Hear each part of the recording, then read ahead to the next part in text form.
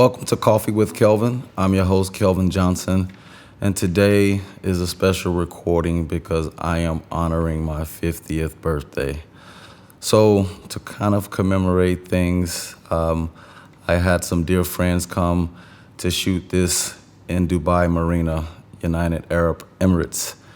And they have a few questions that they wanted to ask me, and they kind of correlate with the last 50 years on this earth and how I've kind of progressed to this point and the things I'm most grateful for. So with that, I will open up to my man Awa for his first question. And I'd like to apologize in advance for my voice. The last 3 weeks I've been traveling, spending a lot of time out late, yelling, celebrating. So I'm gonna get through this the best I can.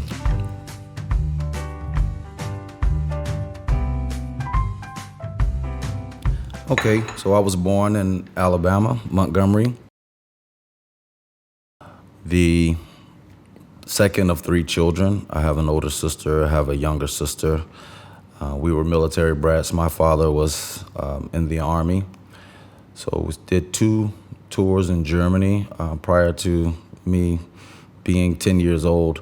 So I had a little bit of experience, seeing the world at an early age.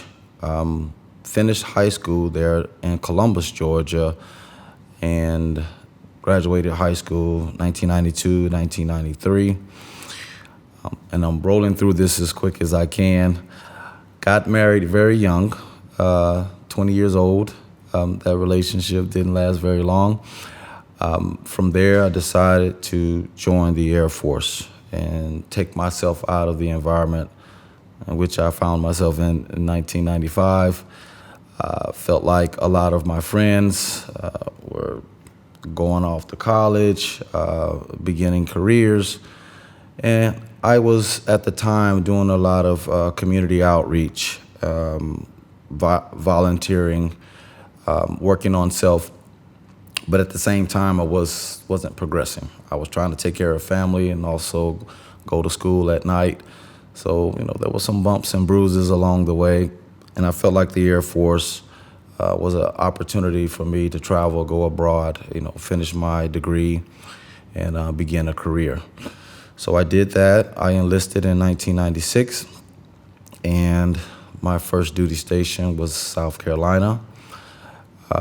There I met my second wife, and my second son was born. And from there, went off to Korea, did a year. One of the best assignments of my life, 365 days of partying, man. That was a great assignment. But I learned a lot about myself, just being away from my family at a young age and understanding what it meant to balance life. I think that's also where I kind of began to hone my leadership skills that 1 year in Korea. And we'll get into that a little bit later. But from Korea, came back to the U.S., stationed in Andrews Air Force Base, Maryland. I was there for 3 years prior to going to England for a couple of years. And there I got out of the military, transitioned into a defense contractor, working for the government, pretty much doing the same thing I did in the Air Force, but getting paid a lot more money. From there, I quickly realized there were some opportunities for me to start my own consulting business as a contracts professional. So I did that, some bumps and bruises along the way with that. And then I came into the realization that I could possibly retire early if I played my cards right. So I began to kind of navigate my career around the idea of retiring before 50 years old. So God willing, I was able to do that at age 47. Here I am 3 years later, retired, living my best life, traveling, doing the things that I love doing, meeting new people, exploring my ambitions, and really focusing a little bit more on self.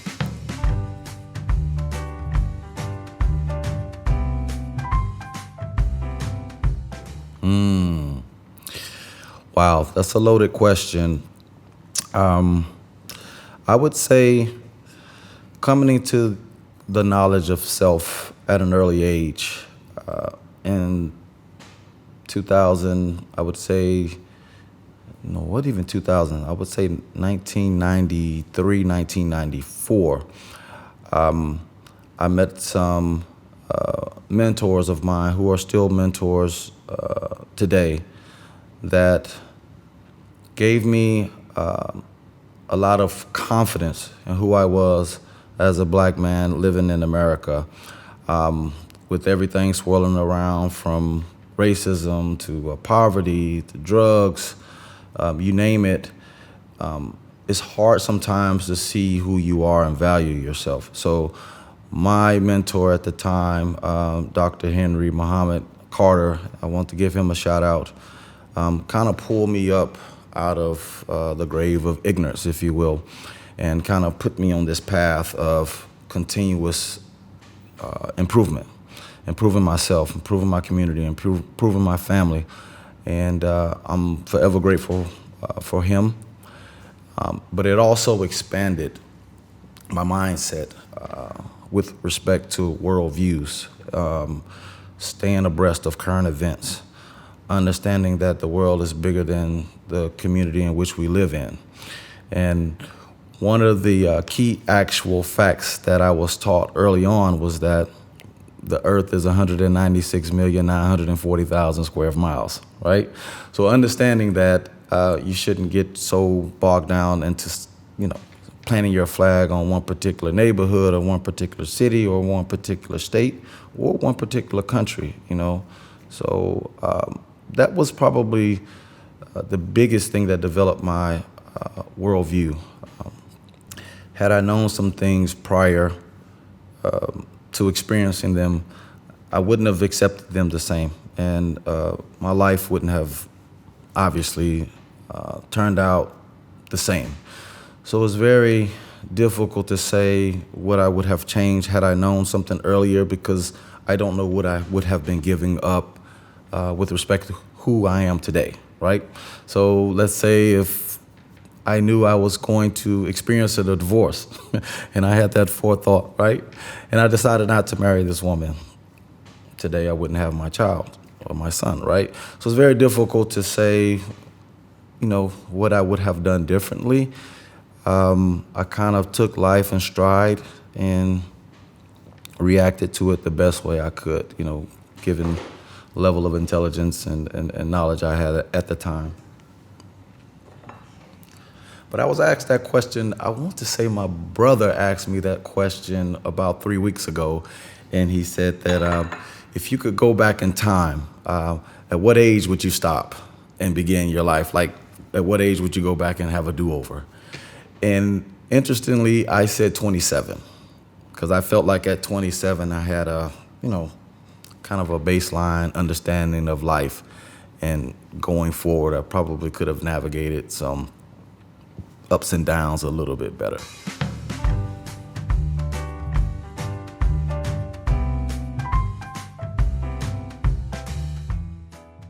I would say the most important quality of a great leader is humility and confidence. And I know those seem at odd, but I think a great leader is one who can inspire confidence, not necessarily by yelling and pointing fingers, but just by being, understanding that my confidence will come from me understanding that I'm great at my job, or I'm great at my career, or I'm great at organizing, I'm great at executing things. Followers or workers will always look towards the leader in silence first before they ask questions. I want to see how this person moves. I want to see how this person executes or goes about their business. And we tend to follow those who are self-motivated and confident in their craft. But also a great leader has to be humble enough to accept criticism, to accept input, to accept a different perspective. And all of those come with humility. So I would say the next generation has to understand that healthy balance of having access to information, but being humble enough to talk to someone who's been there and done that so that you can gain perspective. And I think that's what we're missing today. I think particularly in this generation of internet, where you have answers and access to knowledge, so rapidly, we get fooled into thinking that we're wise, but wisdom comes with experience, and experience comes with, doing and living. And if you haven't experienced things, you're really not going to develop that wisdom. You may have access to knowledge, but that doesn't give you perspective. So I think in order to gain that perspective, you have to put yourself in a position where you're humble. So humility, confidence.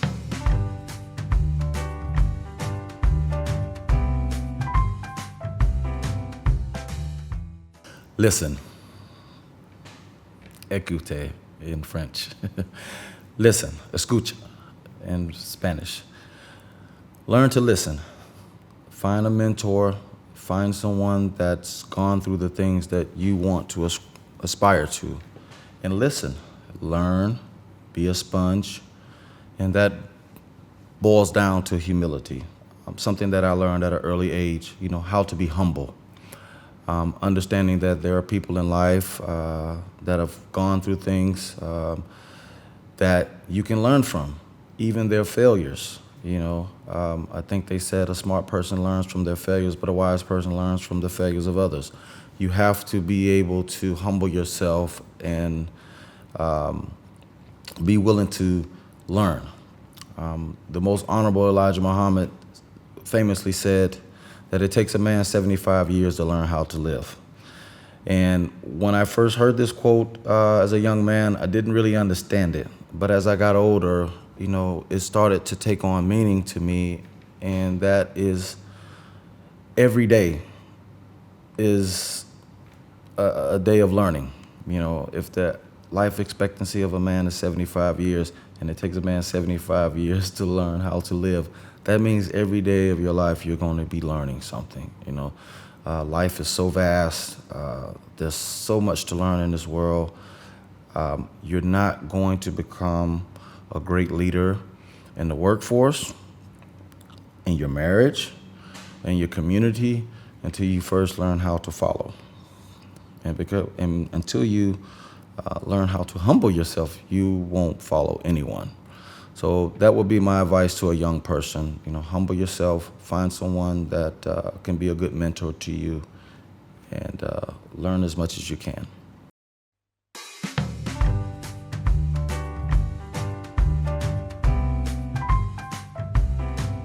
The most defining moment in my career probably was when I decided to leave the military. So I decided to discharge from the Air Force sometime late 2004, right when the war on terrorism was ramping up. I was stationed in Lakenheath, England at the time, and I did not like the way the politics, geopolitical nonsense was swirling, and I was concerned that my leadership skills wouldn't blossom under that cloud of chaos during that time. So I'd accomplished all of my goals. I had completed my degree in business. I had accomplished my level 2 in contracting, and I knew that I could secure close to a 6-figure job on the outside. So I took that leap of faith, and I exited the military, and my career took off from there.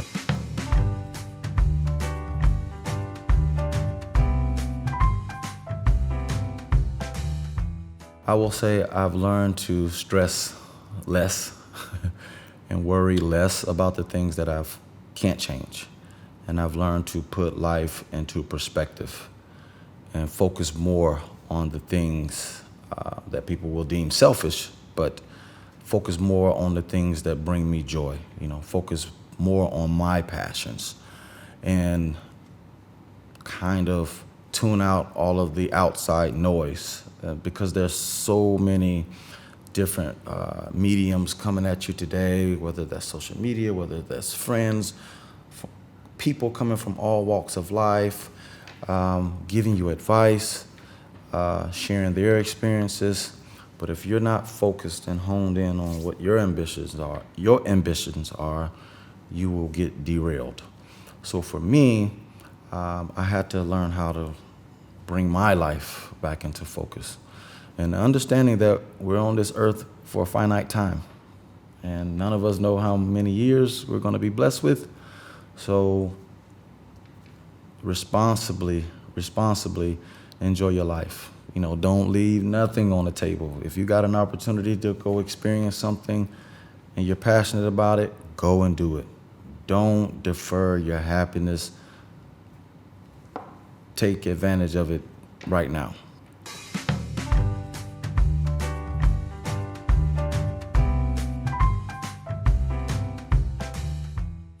That is another loaded question. Through trial and error, to be short. I didn't plan anything with respect to my career, with respect to family. Those things just kind of happen. Obviously, I had an ambition to raise a family, to be married, to have a nice career. But I can't honestly say that I scripted it that way. And in doing so, you had your ups and downs. You had failed marriages, some career failures, some financial difficulties, being a single parent, all of those things. But I was blessed, as I said, to have some mentors in my life early on that kind of gave me a lot of self-confidence and a lot of understanding of myself.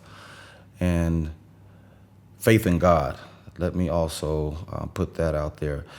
So I was able to navigate those difficulties, those obstacles a little differently. They didn't break me. I was able to go through everything that I've gone through in stride. Understanding that tomorrow was a new day and tomorrow would be another opportunity to right those wrongs or to fix those challenges that I went through prior. But I would say around age 30, I realized that I needed to kind of hone my career ambitions. I was a single father at the time, so I also had to balance taking care of my son, going to school at night, pursuing my master's, but also enjoying life. My father passed away at age 41, 42, so I always had in the back of my mind that my life would be cut short. So I had to figure out how can I accomplish all of these goals and aspirations and ambitions, before the time expired on me. So I think that kind of drove me also to, focus on enjoying life and not so much pursuing money. So the career ambitions only was a means to the end. It was only to put myself on a path of financial freedom. Didn't want to be rich, obviously didn't want to go back to poverty, but I wanted to be in that happy medium space of being financially free to do the things I wanted to do in life. And I lost some loves along the way. Obviously, pursuing a career path with that type of ambition and vigor, you're going to sacrifice. You're going to make some sacrifices. For me, I sacrificed a lot of time away from home, a lot of time away from my children, time away from my wife, in order to kind of accelerate those plans. I didn't want to be the typical American who worked 25, 30, 35 years, retired at age 62, and waited on a pension to start enjoying life. I kind of wanted to buy some of those years forward, to give myself an opportunity to focus on, myself, my family, and just understanding what purpose is in life. I think sometimes we get bogged down with career and chasing money, and we don't stop to figure out, okay, what is my purpose? What are the things that bring me joy? What do I really, really enjoy doing in this world, outside of the pursuit of money? And many of us don't get to that sweet spot where your finances are okay, you don't have to pursue them as much, so that leaves more free time to do the things that, we love.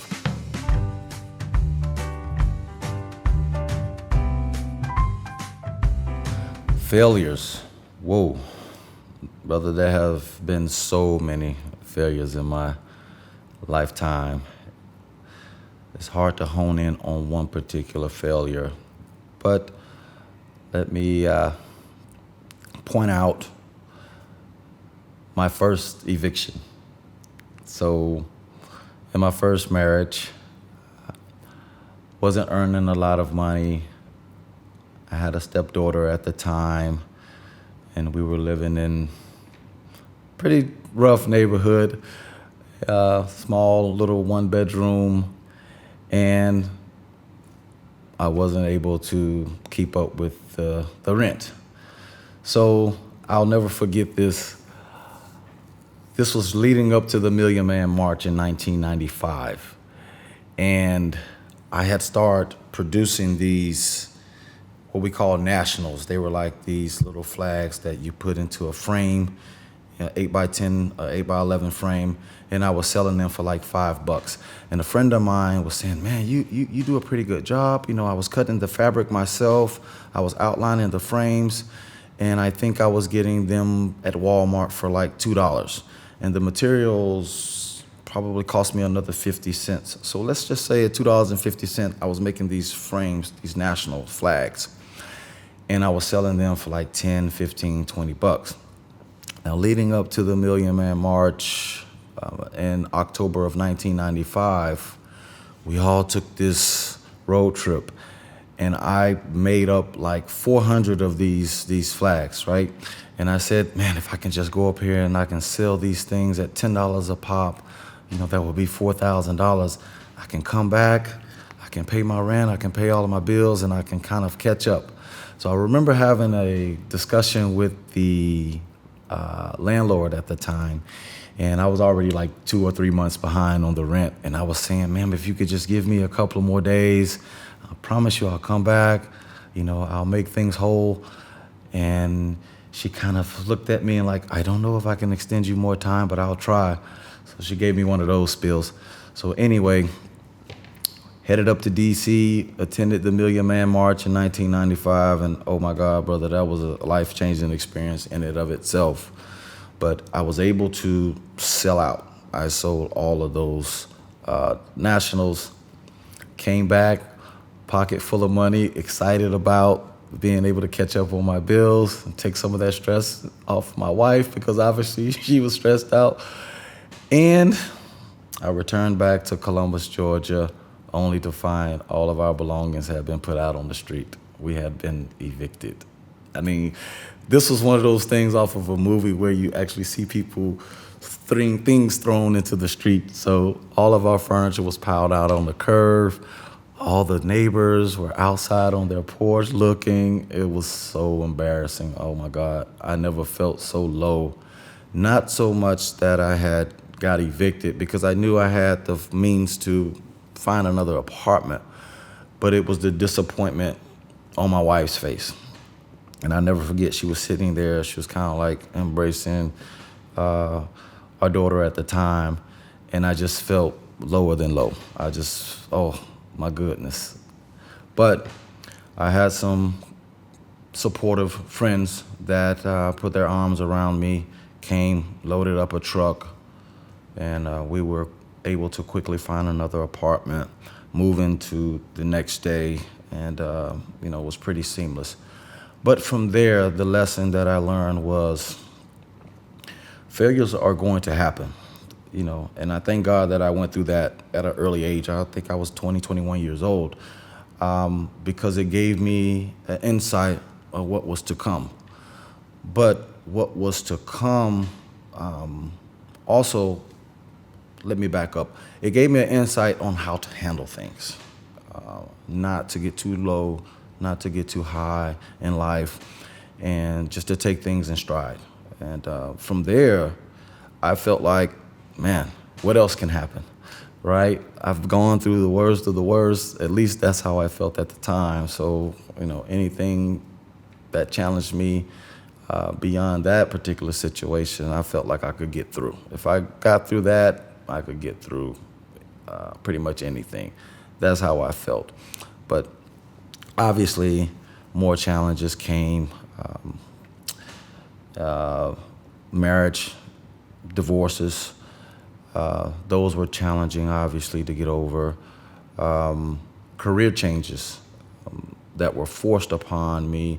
When I say forced upon me, I mean jobs that came to an abrupt end because either they were downsizing or the contract didn't get funded for the next fiscal year, what have you.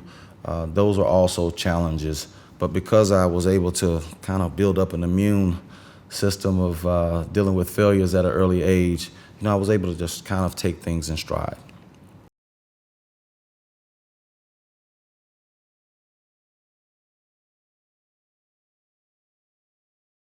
Faith, first and foremost. Faith in God and obviously faith in myself. And if you focus on yourself and the ambitions you set forth for yourself, not the outside chatter, not what's trending on Facebook, what's trending on IG, what's trending on Twitter. If you focus on your own ambitions and you set a course to pursue those ambitions, no one can really derail you other than yourself. So really you are, in essence, empowering yourself, right?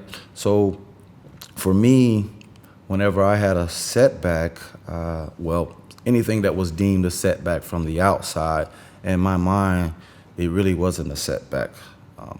To give you an example, when I got out of the military, there were a lot of mentors telling me I was making a mistake.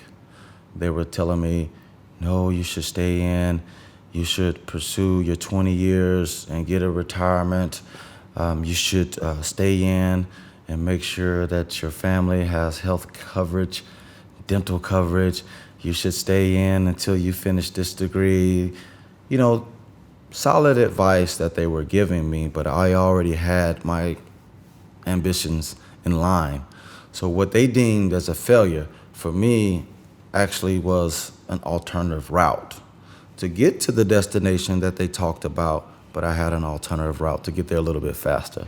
So sometimes what people will deem as a failure will just be a roadblock, a temporary roadblock at that. So for me, staying focused on what it is that I set out to accomplish, understanding that failures are going to come. There's no way to avoid them. You just have to take them in stride. And more importantly, learn from them. Learn from them. So all of the challenges that I've gone through in life, I've learned from them.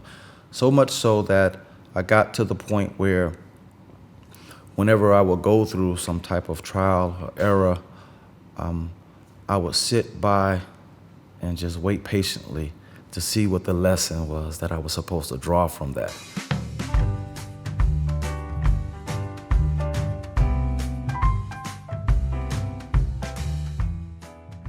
Great question. Mentorship has meant everything to me. Everything. From my grandfather to my uncles, to the deacons at the church, to my minister, to my school teachers. All of these people have played an important role in mentoring me. However, that wouldn't have been possible if I wasn't a humble person to accept those mentoring roles that they were offering at the time. But mentorship means everything for all the reasons that I just mentioned. It's imperative in life that any young person pair themselves up with someone that they trust, someone that inspires them, someone that motivates them, and understand that this may not be a lifelong mentorship. It may just be for a period of time. But putting yourself in a mind frame of constantly wanting to learn, constantly putting yourself in a position to be learned, constantly putting yourself in a position to be humble. Whenever you find yourself as the alpha male or alpha female in your social circles, it's time to change. If you feel like I've reached the pinnacle of this social status or a little social circle that I'm in, it's time to put yourself in the mix of people that are doing a little bit better than you, making a little bit more money than you, a little bit more smarter than you. Because these are the people that are going to humble you, and these are also the people that you can learn from, and that they are going to motivate you and continue to keep you motivated because it's something to strive for. But mentorship means everything, everything.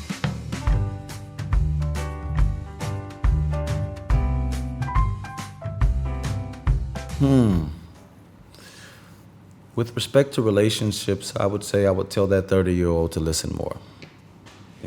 Actively listen. Don't just hear, but listen. With respect to my career, I would tell that 30-year-old to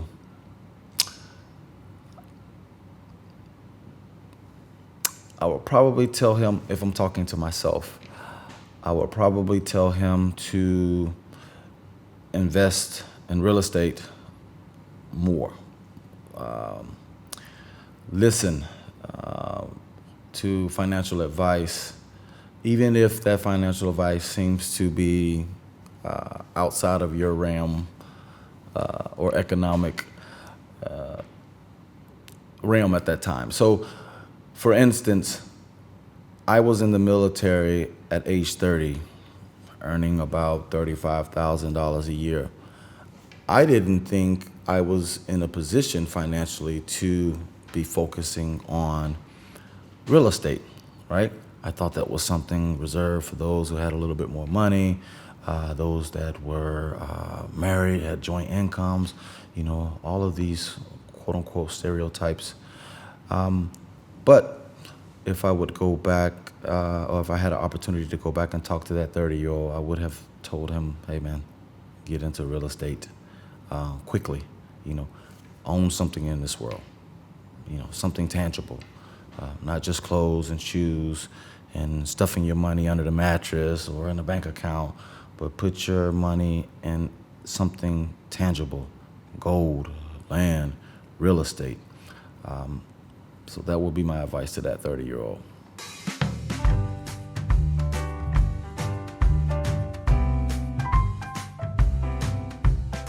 First and foremost, I think you need to be curious.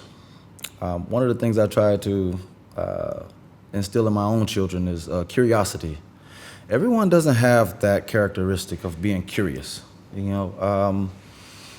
and I think social media has made us kind of intellectually lazy, whereby we don't want to satisfy our curiosity by going out and seeking a mentor and saying, hey brother Awa, I noticed that you're into photography. Tell me how you got into this. Explain to me how I can make money doing this. How can I monetize this?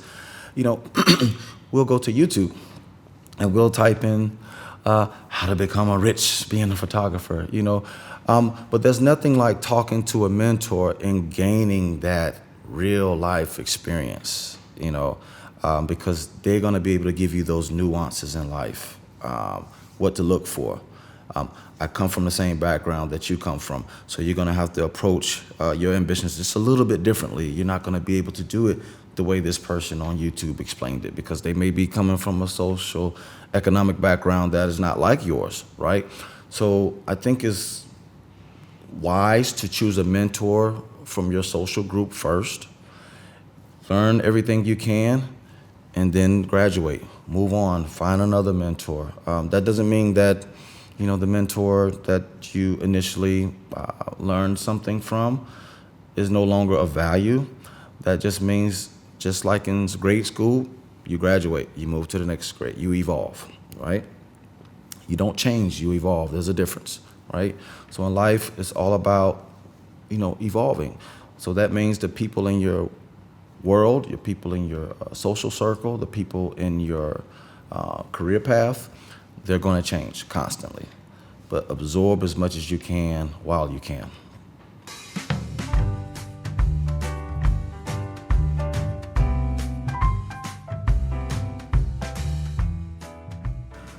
Hey, well, it's been spiritual, brother. I've been planning my 50th birthday for the last 3 years. So I've been telling friends and family, hey, I want to spend my 50th birthday in Africa. Who's with me? And everybody, yay, let's do it. So 2 years out, I still had a bunch of friends and family that were motivated to come. 1 year out, not so many, but, had a handful, maybe 10 people that were serious about coming. 6 months away, I was down to one person that had confirmed. 30 days before I left, everybody had canceled on me. So I ended up embarking on this 50th birthday journey all by my lonesome. And at the last minute, my cousin Pratt, shout out to Pratt, who just flew out last night, decided to meet me here in Dubai, because originally what I had planned to do were spend 4 weeks in Africa, spending 1 week in a different country. So Senegal was going to be my first country. Ghana was going to be my second country. I think Rwanda was supposed to be the third country, followed by Kenya. And then we were finish up here in Dubai for a couple of days and fly back to the United States. So things didn't go that way. I ended up coming along. So I scratched Rwanda and scratched Kenya and just focused on Senegal and Ghana and Dubai. Well, let me tell you a little bit about my first leg in Senegal.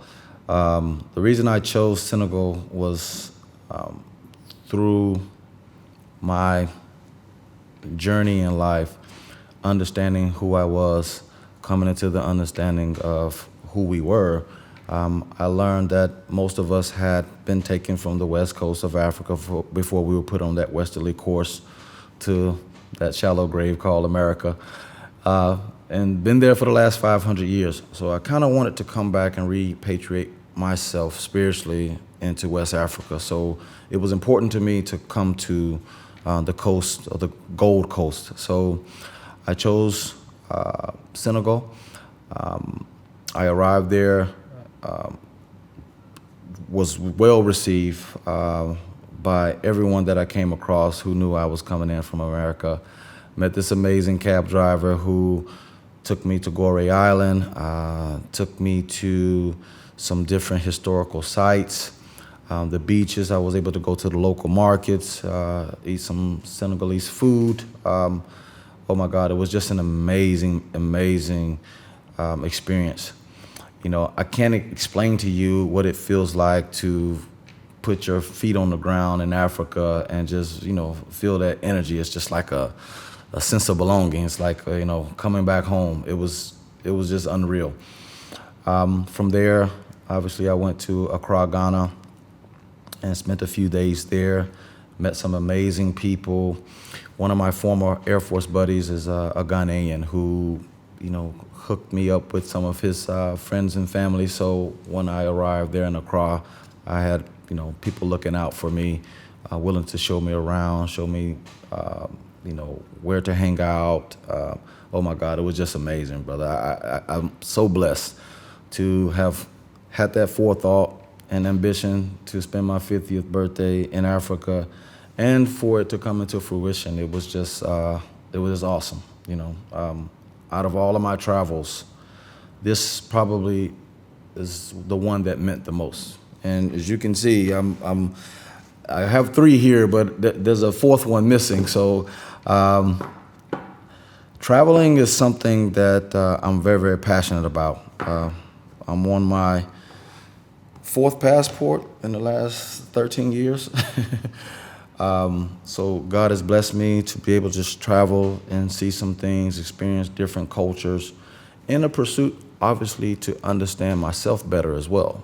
So I just want to give thanks to God for blessing me with this opportunity, and it's just been awesome. I can't say enough.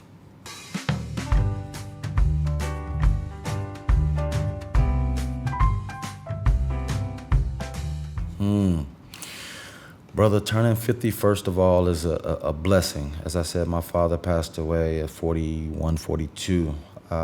So I was able to carry the torch just a little bit further than he was. And by the way, my father's birthday is September 10th. My birthday is September 11th. So not only did I celebrate my 50th, I was celebrating my father's, would have been 75 years on this earth. So, and my son turned 27 on September 13th. So it was kind of it's my birthday, obviously, but at the same time, I was recognizing the two most important men in my life, my father and one of my sons anyway. So it's just been amazing, soaking it in. I still don't feel like I'm 50. Obviously, I am. And just taking stock of everything that I've gone through to get to this point. I feel humbled. I feel blessed. And I pray God he spared my life to see another 50 years. And this has just been amazing up until this point, brother. It means so much because I know the path to get to this point. To know the things that I've gone through, the people that I've lost, the loves that I lost, the jobs that I lost, the people that I've sacrificed. In order to get to this point, it means so much to be here.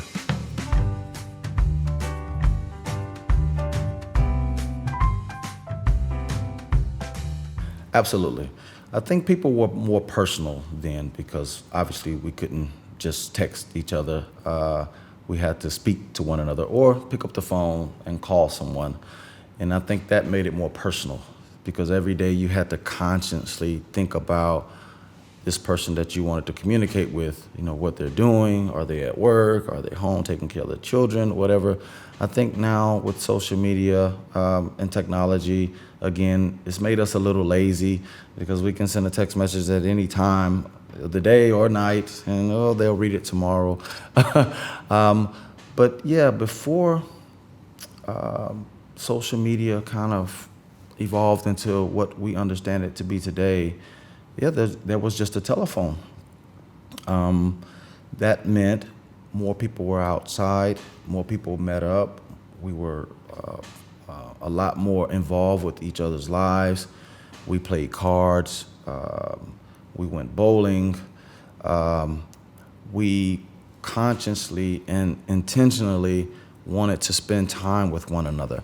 And I think now if you can pick your phone up and FaceTime someone, that kind of takes away your drive to want to go and spend time with this person personally.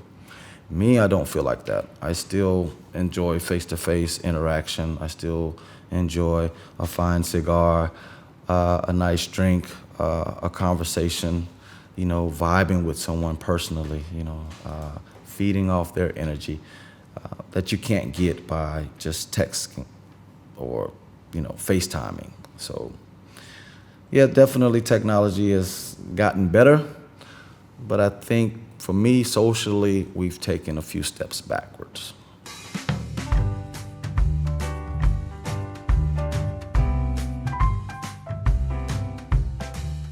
Well, I've been blessed to go to 24 different countries.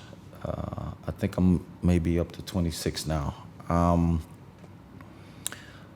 I actually live in the Dominican Republic right now, so living in the Caribbean country of Dominican Republic has given me a perspective of life, liberty, and the pursuit of happiness from a different vantage point, right? Because I was able to, again, set a goal a few years out from retirement, and I was able to realize that goal. I want to retire on a Caribbean island. You know, I want to have fun in the sun every day. I want to smoke fine cigars. You know, I want to be able to island hop and travel and meet people and have these amazing conversations about life and our experiences and just take it all in. But traveling for me is, like I said, it's just an empowering feeling, and it gives you a feeling of freedom. You know, one of the best gifts America gives its citizens is this U.S. passport. You know, because we have access to so many countries that other passport holders aren't fortunate to easily access. So if you're out there and you're listening, you have an opportunity to get your passport and travel abroad, please go.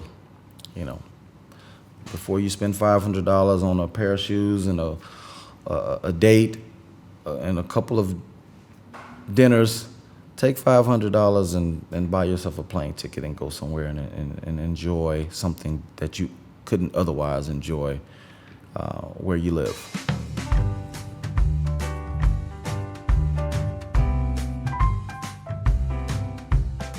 Well, my favorite food is salmon and broccoli. So if I have a nice grilled piece of salmon and some broccoli, brother, I'm golden. So I can eat fish 6-7 days a week. So that's my favorite. My least favorite is anything spicy. I can't take it. So going to Senegal and going to Accra, Ghana, oh my God, the food was, woo, wow. I thought Ethiopia had some spicy food, but my goodness gracious, it was delicious. Shout out to West Africa, but my God, how can you guys enjoy it if your mouth is on fire? I just, So yeah, spicy food is my least favorite. But as I get older, obviously, I need to be a little bit more mindful about eating fried foods. So I need to incorporate more vegetables, I can't say more vegetables because I eat a lot of vegetables, but definitely less meat, less sugar as I get older, obviously. But yeah, fish, definitely.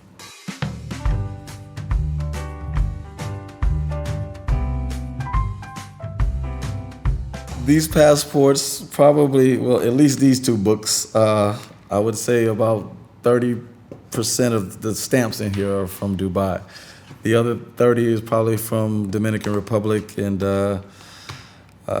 so, yeah, this is actually my 39th time being here. I actually counted the other day. So obviously working as a defense contractor in the Middle East, and in the military, I spent a lot of time coming here to Dubai. My first trip here to Dubai was November 2004. So 20 years ago, right? And where we are right now in Dubai Marina, this wasn't even here when I first got here. The Burj Khalifa wasn't here. The canal wasn't there. The frame wasn't there. The museum wasn't there. I mean, it was just old Dubai, Bur Dubai, Dira.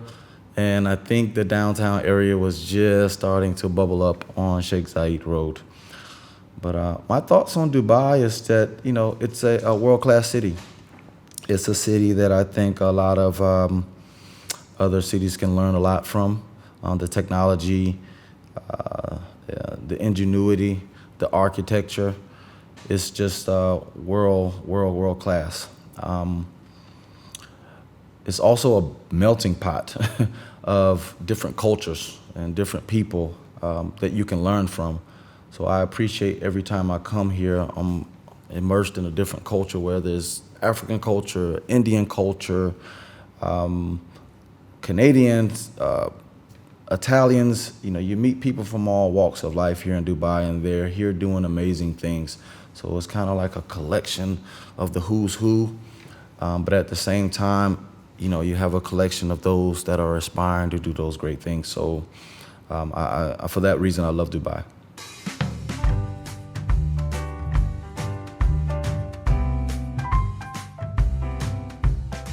Brother, final thoughts is just I'm blessed to reach this 50th birthday. I'm humbled to have been able to spend my 50th birthday in Africa. I woke up on my 50th birthday and, I gave God praise and thanks.